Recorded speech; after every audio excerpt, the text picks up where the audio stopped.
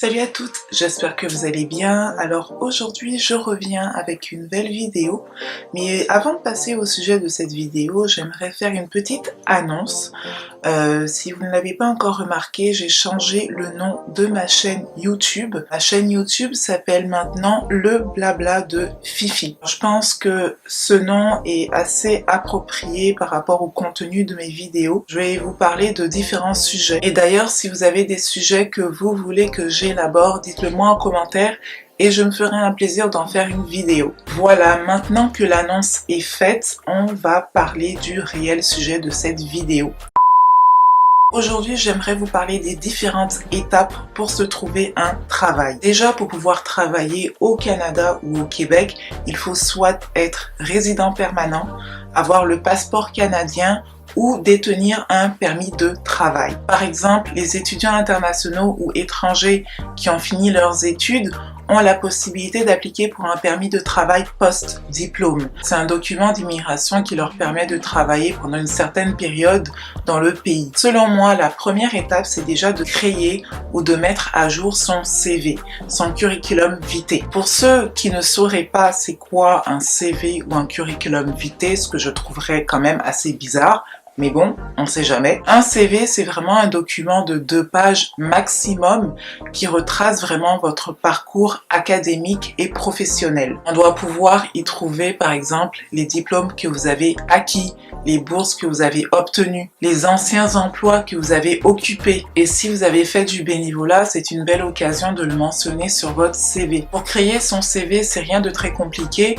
Sur Internet, il y a différents modèles de CV qui sont disponibles. Vous avez également la possibilité de contacter des organismes communautaires proches de chez vous pour quand vous êtes dans la création du CV. Vous allez avoir un conseiller à l'emploi qui va vraiment vous guider, qui va vraiment vous dire quoi mettre ou quoi ne pas mettre dans le CV. La deuxième étape, selon moi, c'est de déterminer le poste que vous voulez occuper en fonction de vos compétences, en fonction de vos qualifications, en fonction de votre domaine d'études. Une fois que vous avez l'idée du poste, vient la troisième étape qui est de trouver des sites de recherche d'emploi sur Internet. Sur Internet, il y a une multitude de sites qui sont disponibles.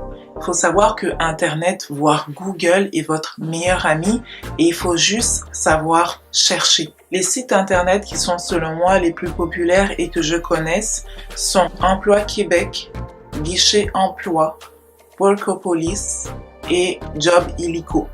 Donc, comme je vous dis, ce sont les sites que moi je considère les plus populaires, mais il y en a plein d'autres. Il y a également des sites de recherche d'emploi qui sont un peu plus spécialisés à des secteurs d'activité. Par exemple, pour des emplois en communication et en marketing, il y a Isarta Communication, Grenier aux Nouvelles, L'Entremetteuse, etc. Alors, ce qui est génial avec ces sites de recherche, c'est que vous avez la possibilité de vous abonner. Donc, vous allez recevoir quotidiennement des offres d'emploi. La quatrième étape, c'est de sélectionner les offres d'emploi qui vous intéressent, de consulter les descriptions de postes pour voir si votre candidature correspond au profil recherché. Et la cinquième étape, c'est d'écrire sa lettre de motivation adaptée à l'emploi qui vous intéresse. Essentiellement, dans une lettre de motivation, vous devez dire pourquoi vous êtes la meilleure personne pour le poste, qu'est-ce qui vous distingue des autres qui ont également postulé et qu'est-ce que vous pouvez apporter de nouveau, d'intéressant. Bref, vous devez vous vendre. La sixième étape, c'est l'entrevue. Alors, si par chance vous décrochez une entrevue,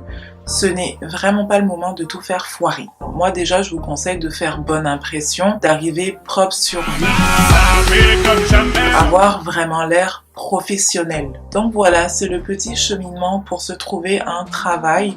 On sait tous que la recherche d'emploi est une période assez stressante qui demande de la persévérance, de la patience, de la conviction et beaucoup de foi, beaucoup de prière. Ça demande aussi beaucoup de recherche personnelle.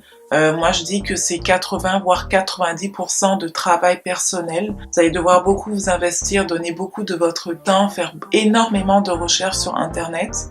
Comme je vous l'ai dit, Internet est votre meilleur ami. Si vous avez des questions, suggestions, vous voulez que j'aborde un sujet en particulier, dites-le moi en commentaire et je vous dis à la prochaine pour une autre vidéo. Gros bisous!